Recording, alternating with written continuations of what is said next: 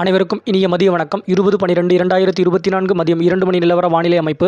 வானிலை அமைப்பை பார்ப்பதற்கு முன்பு இன்றைய அறிக்கைக்கு செல்வதற்கு முன்பு நேற்றைய மழைப்பொழிவு எவ்வளவு அப்படின்றது சொல்லிடலாம். திருவாரூர் மாவட்டத்தின் நீடாமங்கலம் 7 சென்டிமீட்டர் அளவு, திருவாரூர் மாவட்டம் திருவாரூர் தலைநகர் பகுதி 6 சென்டிமீட்டர் அளவு, மதுரை மாவட்டத்தின் கள்ளந்திரி, திருவள்ளூர் மாவட்டத்தின் எண்ணூர் பகுதி, நாகப்பட்டினம் திருக்குவளை ஆகிய பகுதிகளில் தலா 5 சென்டிமீட்டர் அளவும், மதுரையின் புலிப்பட்டி பகுதி 4 சென்டிமீட்டர் அளவு, திருவாரூர் மாவட்டத்தின் மன்னார்குடி, திருத்துறைப்பூண்டி, நாகப்பட்டினத்தின் மாவட்டங்கள் சில பகுதிகள் அதாவது குடவாசல் பகுதிகள் மற்றும் மதுரை மாவட்டத்தின் மேலூர், மேட்டுப்பட்டி மற்றும் தானியமங்கலம் ஆகிய பகுதிகளுக்கு தலா 3 சென்டிமீட்டர் அளவுக்கு மழை பொழிந்துள்ளது.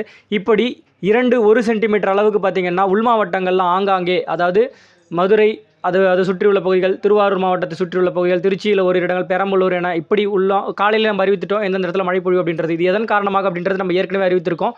என்னன்னா, இது தெற்கு மேற்கு காற்றின் சந்திப்பின் காரணமாக வெப்பச்சலன இடிமழை போல் ஆங்காங்கே ஓரிரு இடங்களில் ஒதுக்கி இருக்கும் அப்படின்றது சில நாட்களுக்கு முன்பாக சொல்லியிருக்கோம். இது நம்ம அறிக்கை பார்க்குறவங்களுக்கு தெரியும். இன்றைக்கும் இதே போல் அப்படின்ற மாதிரி காற்று தெற்கு காற்றின் வருகையால் மேற்கு காற்றின் சந்திப்பு கிழக்கு காற்றின் சந்திப்பின் காரணமாக இன்றைக்கு தென் உள் மாவட்டங்கள் உட்பட கடலோரத்தை ஒட்டியுள்ள மாவட்டங்கள், அதாவது வடக்கே பார்த்திங்கன்னா வேலூர் உட்பட அந்த உள் மாவட்டங்களில் அப்படின்ற மாதிரி ஆங்காங்கே திருவண்ணாமலை மாவட்டத்தின் உட்பட இப்படி தெற்கே வர விழுப்புரம் கடலோர அந்த பகுதிகள், அந்த கடலோர மாவட்டங்கள்லேருந்து தொடர்ந்து டெல்டா கரை வரைக்கும் உள்ள உள் மாவட்டங்கள், அதை ஒட்டி உள்ள உள் மாவட்டங்கள், அதாவது நேற்றைய பொழிந்த இடங்கள்லேயும் அதாவது அந்த மாவட்டத்தில் பெய்யாத இடங்களுக்கு அப்படின்ற மாதிரி கூட இருக்கக்கூடும். கண்டிப்பாக இந்த காற்று குவிதலானது உள் மாவட்டங்களில் ஏற்பட்டு இன்றைக்கும் ஒரு மழை பொழிவு வாய்ப்பு தெரிகிறது. இப்போது இந்த வானிலை அமைப்பு பார்ப்போமா. இந்த காற்றழுத்த தாழ்வு பகுதியானது தீவிர காற்றழுத்த தாழ்வு பகுதியாவது தீவிரமடைகிறதுக்கான வாய்ப்பு இருக்குதுன்னு நம்ம சொல்லியிருந்தோம் காலை அறிக்கையில். இது ஏற்கனவே சொல்லப்பட்டதான். இது எந்த அளவுக்கு தீவிரமடைந்து வடக்கு நோக்கி முற்பட்டு தள்ளப்பட்டாலும் அது நமது கரை அருகே வரும் அப்படின்ற மாதிரி நம்ம நிலைப்பாடாக சொல்லியிருக்கோம். அதுவும் குறிப்பிடத்தக்கது. இப்போ இப்படி இருக்க சூழ்நிலையில் மழைப்பொழிவு இருக்கா இல்லையா அப்படின்ற ஒரு குழப்பம் இருக்குமா? கண்டிப்பாக இருக்கும் எல்லாத்துக்கும்.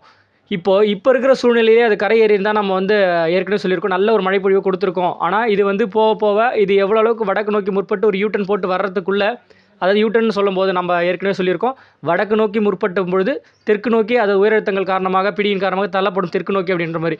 இப்போ இது எதனால் அந்த மழைப்பொழிவு குறைகிறதுக்கான சாத்தியக்கூறுகள் இருக்கிறது நம்ம ஏற்கனவே சொல்லியிருக்கோம்.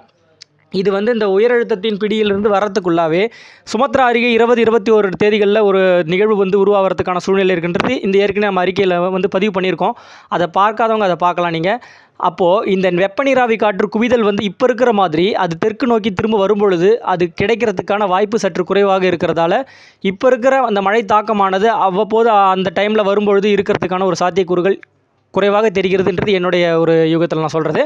கண்டிப்பாக அப்படி தான் செயலிழக்கக்கூடிய அதாவது இப்போ தீவிர தாழ்வு மண்டலமாக அப்படின்ற மாதிரி சென்றாலுமே அது செயலிழந்து திரும்பவும் கரை அருகே தமிழக கரை அருகே வரும்பொழுது அது பார்த்திங்கன்னா ஒரு மழைப்பொழிவை கொடுக்கும் அமைப்பாக பார்த்திங்கன்னா மிதமானது ஒரு சற்று அப்படின்ற மாதிரி தான் இருக்கக்கூடும். ஏன்னா அந்தளவுக்கு அவ்வப்போது மழைப்பொழிவு அப்படின்றது பார்த்திங்கன்னா இங்கே வெப்பநீராவி காற்றானது பார்த்திங்கன்னா சுமத்ரா அருகே இருக்கக்கூடிய நிகழ்வுக்கு நோக்கி அது காற்றை திசை மாற்றி இருக்கக்கூடிய அமைப்பாக தெரிகிறது. வறண்ட காற்று மட்டுமே பார்த்திங்கன்னா அந்த நிகழ்வுக்கு செல்லக்கூடியதாக அதிகபட்சமாக தெரிகிறது. தற்போது இந்த வானிலை அமைப்பு தற்போது இன்றைக்கு சூழ்நிலைக்காக இருக்கிற அந்த ஒரு சூழ்நிலை மட்டும்தான் உங்களுக்கு நான் அறிவிக்கிறேன். இது அவ்வப்போது மாறுபடவும் கூடும்.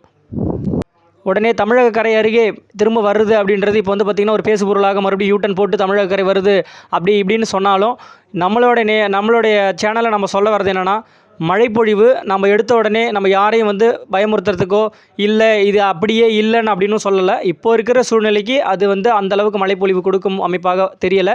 கண்டிப்பாக அது நெருங்கும் பொழுது படிப்படியாக இன்னும் ஓரிரு நாட்கள் எடுத்துக்கொள்ளும். அது ஒரு வடக்கு வடகிழக்கு புறமாக தற்பொழுது வடக்கு நோக்கி நகர்ந்தாலும் வடகிழக்கு புறமாக அவ்வப்போது அது நகர்த்தி கொண்டே மீண்டும் அது தெற்கு தென்கிழக்கு தென்மேற்கு அப்படின்ற மாதிரி யூட்டன் போட்டு வரும். கண்டிப்பாக அது வரும் பொழுது நம்மளுடைய நிலைப்பாட்டில் நம்ம கரை அருகே வரும்ன்ற சொன்னதுபடியே இப்போ வந்துட்டுருக்கு. அதாவது அனைத்து கணினிகளும் பார்த்திங்கன்னா தற்பொழுது இது யூட்டன் போடும் அப்படின்ற மாதிரி ஒரு காட்டக்கூடிய ஒரு சூழ்நிலையாக கொண்டிருக்கிறார்கள்.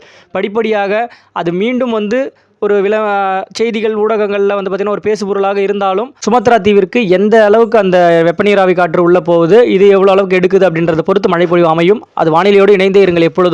வானிலை எப்பொழுதும் மாறுதலுக்கு உட்பட்டது. வானிலையோடு இணைந்திருங்கள். நன்றி, வணக்கம்.